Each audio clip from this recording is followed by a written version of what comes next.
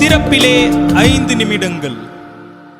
கிறிஸ்துவுக்குள் மிகவும் பிரியமான என் அன்பு சகோதர சகோதரிகளே, இன்றைக்கும் திறப்பிலே 5 நிமிடங்கள் என்கிற இந்த ஜெப நேரத்தில் என் அன்பு சகோதர சகோதரிகள் உங்கள் அனைவரோடு கூட இணைந்து ஜெபிக்க கர்த்தர் பாராட்டின கிருபைக்காக ஆண்டவருக்கு நன்றி செலுத்துகிறேன். இன்றைக்கும் ஒரு முக்கியமான காரியத்திற்காக நாம் ஜெபிக்க இருக்கிறோம். நம்முடைய எல்லை பகுதியிலே சுரங்கப்பாதை அமைத்து அதனூடாக பயங்கரவாதிகளை உள்ளே அனுப்பி தாக்குதலை நடத்தும்படி பாகிஸ்தான் இராணுவம் செய்த சதி தற்போது நம்முடைய உளவுத்துறையினால் கண்டுபிடிக்கப்பட்டிருக்கிறது. ஒவ்வொரு மாதமும் சுமார் 120 பயங்கரவாதிகளை உள்ளே அனுப்புவதற்காக இந்த சதி செய்யப்பட்டதாக கண்டுபிடிக்கப்பட்டிருக்கிறது. ஜம்மு காஷ்மீரின் பள்ளத்தாக்கு அருகே உள்ள எல்லை கட்டுப்பாட்டு பகுதியிலே இந்த சுரங்கப்பாதை அமைக்கப்பட்டிருப்பதாக கூறப்படுகிறது. இதனூடாக கடந்த டிசம்பர் மாதம் முதல் ஒவ்வொரு மாதமும் சுமார் 120 பயங்கரவாதிகளை உள்ளே அனுப்பி 3 விதமான தாக்குதல்களை நடத்த பாகிஸ்தான் இராணுவமும் உளவுத்துறையும் இணைந்து செயல்பட்ட அந்த குறிப்பிட்ட திட்டம் கண்டுபிடிக்கப்பட்டிருக்கிறது.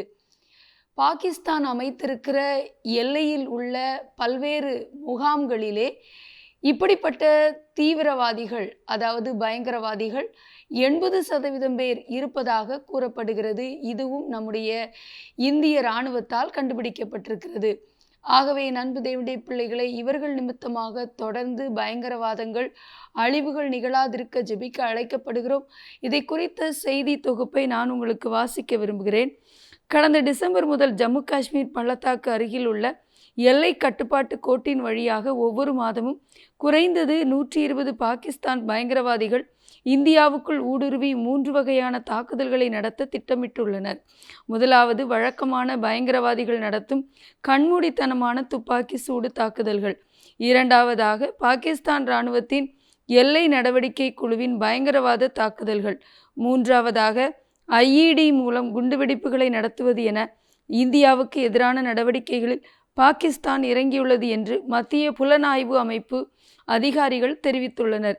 பாகிஸ்தானின் எல்லை நடவடிக்கை குழுக்களில் 6 பாகிஸ்தான் இராணுவ அதிகாரிகள் மற்றும் பயங்கரவாதிகள் உள்ளனர். அவர்கள் இந்திய வீரர்களை கொலை செய்ய இரவு முழுவதும் கொரில்லா தாக்குதல்களை நடத்துவார்கள்.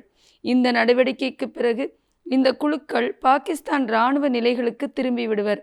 எல்லைப்பகுதி அருகே பாகிஸ்தான் அமைத்திருக்கும் முக்கிய முகாம்களில் இந்த அமைப்புகளை சேர்ந்த பயங்கரவாதிகளை 80% உள்ளனர். என் அன்பு தேவனுடைய பிள்ளைகளே, இதை குறித்த செய்தியை நாம் வாசித்திருக்கிறோம். தொடர்ந்து அழிவுகள் நிகழாதிருக்க இரு நாடுகளுக்கும் இடையிலே காணப்படுகிற இந்த போர் பதற்றமான தாக்குதல் நடந்து கொண்டிருக்கிறோம் சூழ்நிலைகள் நிறுத்தப்பட ஜெபிக்க அழைக்கப்படுகிறோம். எல்லை பகுதியிலே ஏதோ ஒரு இடத்திலே இந்த தாக்குதல் நடைபெறுகிறது என்கிற ஒரு அஜாக்கிரதையோடு கூட நாம் இருந்து விடாமல் இதற்காக தொடர்ந்து கருத்தாக ஜெபிக்கலாம். எங்கள் அன்பின் பரலோக பிதாவே, ஆசீர்வதிக்கப்பட்ட இந்த நாளின் காலை வேளைக்காக நன்றியோடு துதிக்கிறோம், ஸ்தோத்திரிக்கிறோம். எங்களுடைய உளவுத்துறைக்கும் எங்களுடைய இந்திய இராணுவத்திற்கும் ஆண்டவரே தகப்பனே, பாகிஸ்தான் செய்திருக்கிற ஆண்டவரே சதி திட்டத்தை நீங்கள் வெளிப்படுத்தி இருக்கிறதற்காக நன்றி ஆண்டவரே.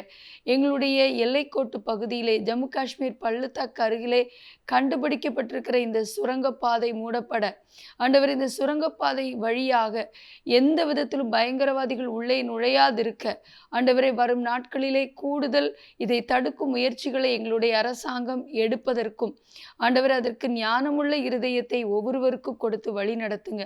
தேசத்தில் பயங்கரவாதத்தை தீவிரவாதத்தை கட்டவிழ்த்து விட போராடுகிற சாத்தானுடைய தந்திரங்கள் இயேசுவின் நாமத்தில் அழிக்கப்பட ஜெபிக்கிறோம். தொடர்ந்து உம்முடைய கரத்திலே அர்ப்பணித்து ஜெபிக்கிறோம். உங்க நாமம் மட்டும் மகிமைப்படட்டும். இயேசுவின் நாமத்தில் பிதாவே, ஆமேன். தொடர்ந்து ஜெபியுங்கள். கர்த்தர் தாமே உங்களை ஆசீர்வதிப்பாராக. ஆமேன்.